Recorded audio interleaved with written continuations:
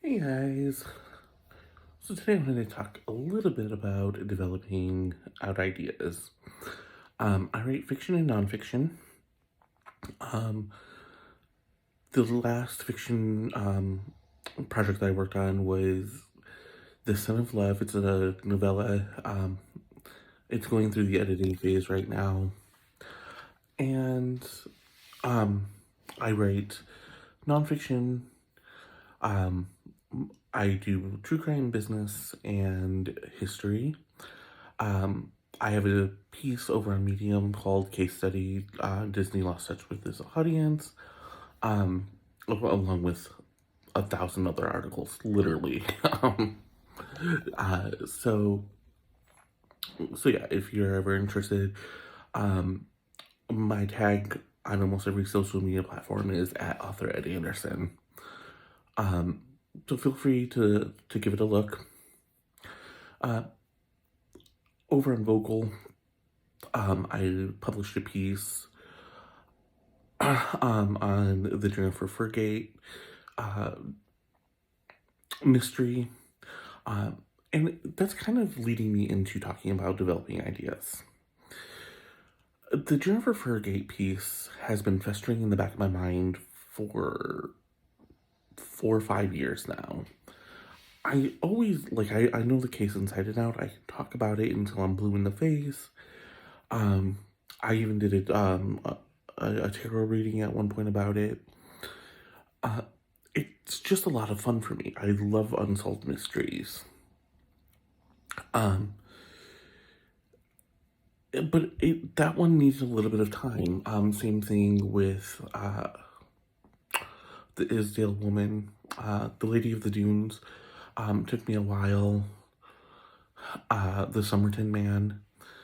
There's so many. I could list them all, and that would be a whole video. And we can do that here. We can talk about true crime if you guys want. I love true crime. It's just fantastic. And we'll talk later about how I got into true crime and all of that.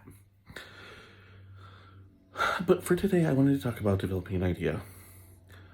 So next year, I have an idea for a fantasy trilogy. Um, I'm inspired. It's inspired by a little known piece of history.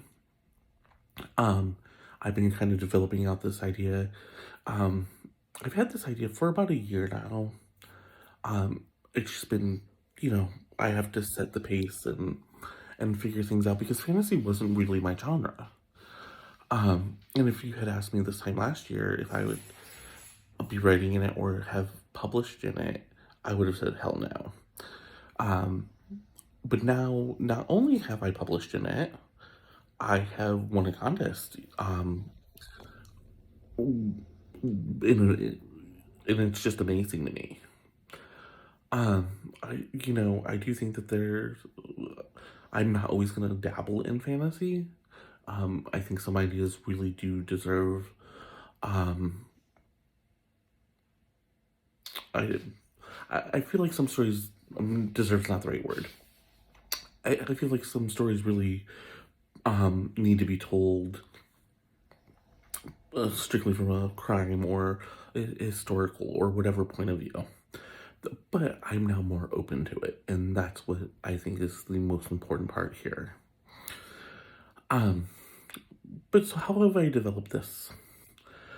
First of all, a lot of research. I have researched this piece of history for 6 months now, at least. I have a article that's going to be published sometime in the new year on it. There's possibly a true crime book coming. Um, so yeah, I mean, it's just one of those things where I've really put in the time. Um, but the year is prohibition. Um, I know that's not typical for fantasy, but there's just something that really speaks to me, and I'm gonna do it. Um, but one of the things that I found is like I had to come up with a way to enter into the story, like why why so it's I had to figure out how to come in. And the way I did it was I was writing an article for Newsbreak about a historical bank heist. And I was like, this is my in. So I've been working on developing out this bank heist, how it went wrong, who's involved in it. Um, and so I pick and choose interesting pieces of history. Um, this particular piece of history, I think, misses the time period I'm looking at, but it doesn't matter. I think I can still make it work. And one of the most important things is that when you're inspired by history, you need to remember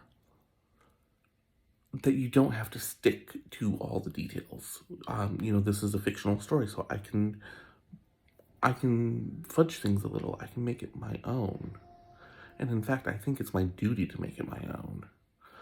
I know how book one ends. Um, and again, it's inspired by an article I did um, about a mobster who disappeared. And I really, really like that idea. um, I'm developing an idea right now about someone who lives 9 lives. And what that means for him, knowing that he's going to come back. And um, some of the questions I have to ask myself are, do I want to, start over from when he's born each time? Do I want to come in, at different points in his life? How do I want to do that? What kind of story am I telling here? What's the lore?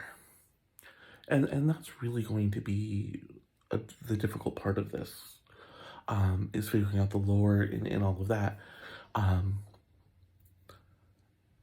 Right now, I have a basic idea, but for something like this, you need to go into the details.